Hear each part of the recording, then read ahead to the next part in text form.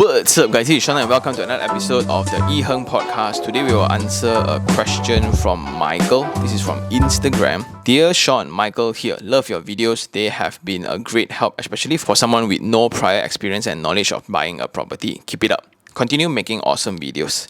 Recently, I am interested in a property in Tapak. It is a Rumahwip project and I love how the surroundings fulfill my checklist. Having a lot of convenience like supermarkets, shop lots for food, nearby LRT station, also a lot of school ranging from primary all the way to university and having some international schools nearby. The condo's size is also just nice for me and within my budget. My problem with this unit is that it is not situated on a higher floor.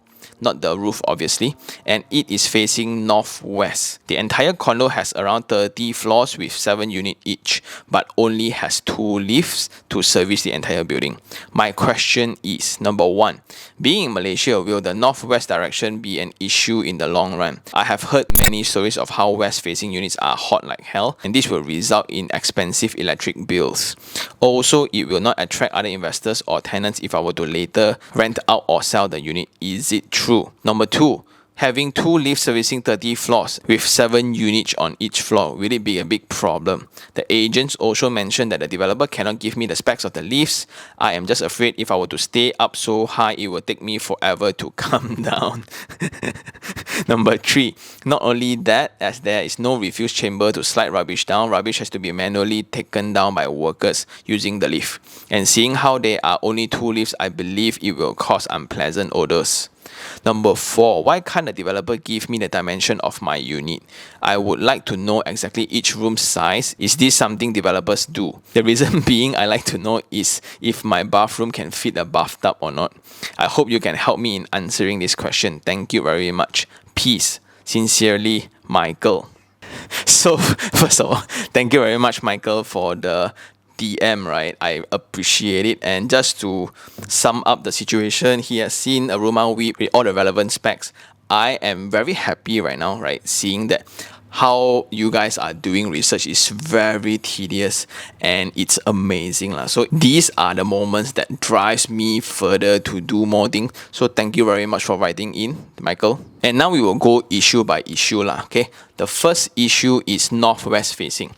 Well, because my degree in architecture, we learned a lot about this code called MS1525. So it's like some sustainable design code or guidelines or something like that. So there are 2 ways of thinking. Like for example, if you are the western sun, so if your unit face you like that compared to the unit facing you like that, which one would be worse?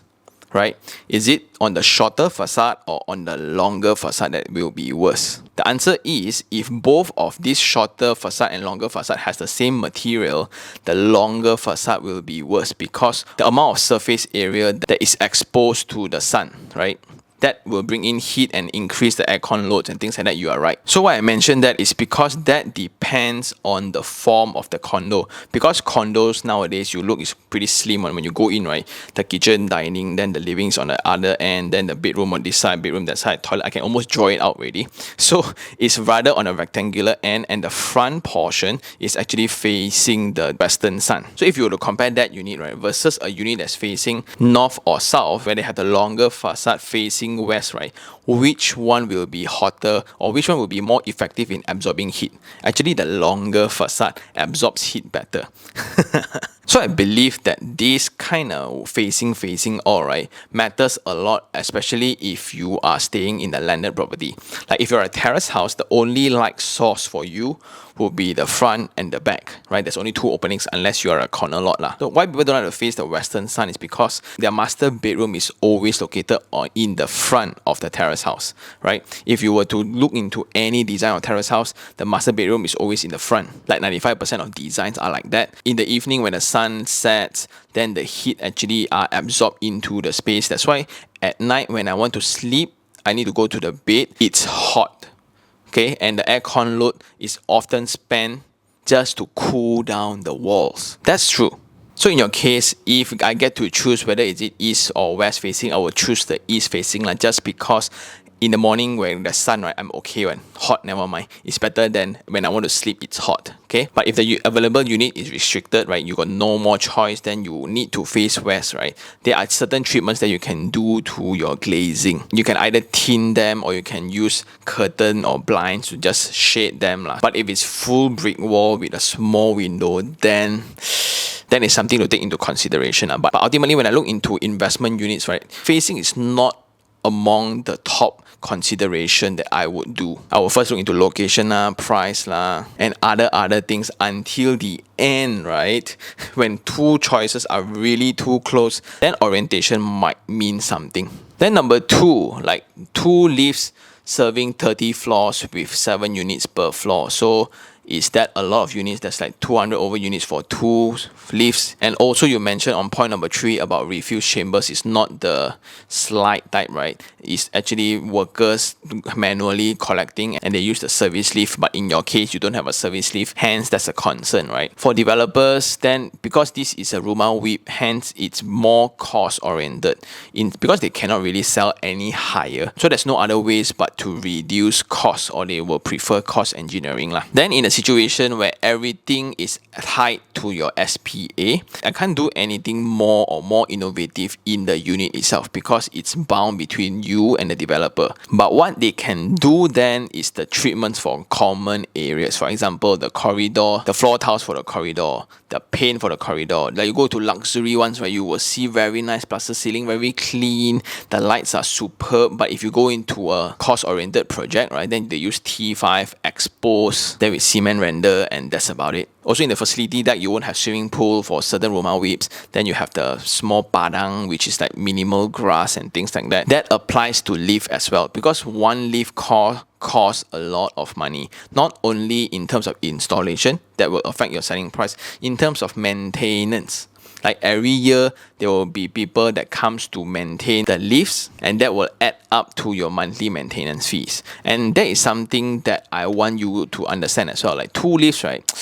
It's that very weird number, because what if one that is used for service, then it will be smelly, then it will be constantly occupied. And what if one breaks down? The entire 30-story waits for one lift. And you being in the lowest floor, right? If you want to be lower, then you'll be one of the lowest, so you can easily still access to your car park. If not, right, I would prefer to go to the highest floor, because every time when I press the lift car will be at least empty. There will be space for me before it goes downwards.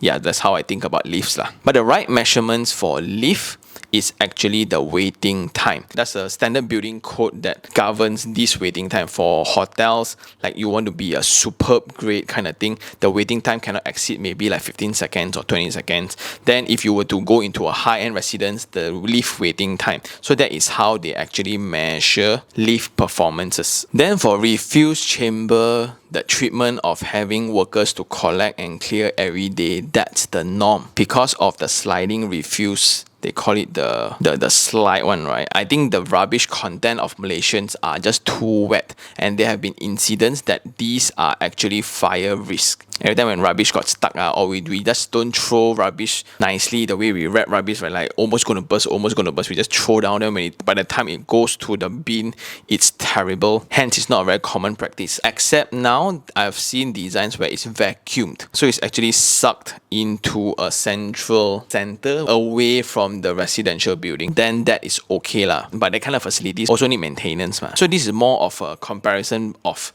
maintenance fees. Would it be easier to hire 3 to 5 cleaners to actually run the chores every day, or to get in professional teams to maintain that facility, provided everybody knows how to use it? And if not everyone pays the maintenance fees in your unit, right, the management body will not have sufficient fund to run the system, then that might be a whole different problem. Hence, I think the design of going back to old school, right, it's practical lah. Then last of all, on the reluctance of giving you the dimension of your bedroom, that one I also don't understand, seriously.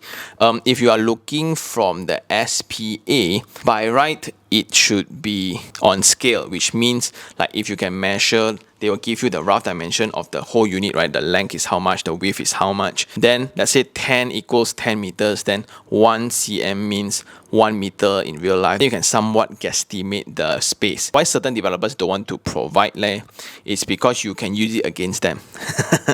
There's no requirement by the government on the degree of details required in the SPA. So that's why you can see the general width and length. That's about it. You can see the number of rooms.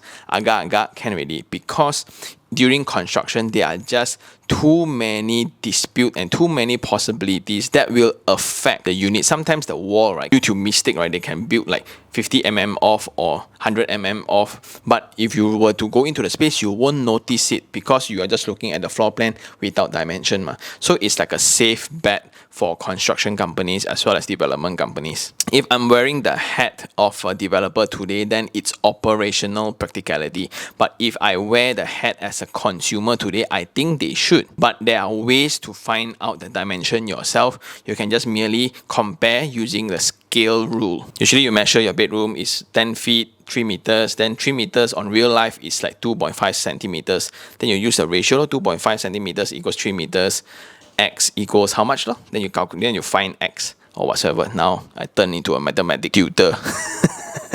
But what is very surprising is the fact that you are planning to put a bathtub in this Rumahwip lah.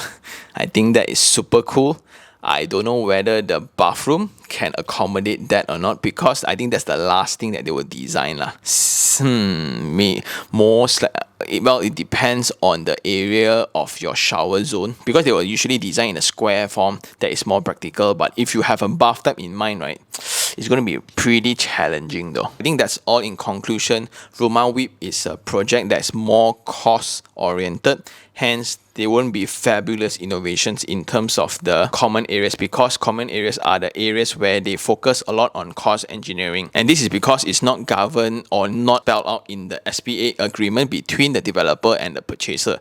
Hence, if they want to cut costs or whatsoever, right, usually it's on the common areas. Whatever that's in a unit, right, is governed by the SPA. So it's very, very difficult. And that also applies to the number of lifts, the refuse chamber facilities. But something to also think about now, after speaking to one of the guests from the podcast, right, facility management wise, sometimes practicality is more important. Like, it's easier to get workers to come and clean the unit compared to experts fixing the suction technology for my rubbish. What if people don't pay maintenance? And that's all for this episode. Thank you very much for the DM, Michael, and I really appreciate it. For those who still have any questions regarding real estate, do just email me at taniherng@gmail.com, or you can just DM me on Instagram, iherng, and I'll see you on the next one.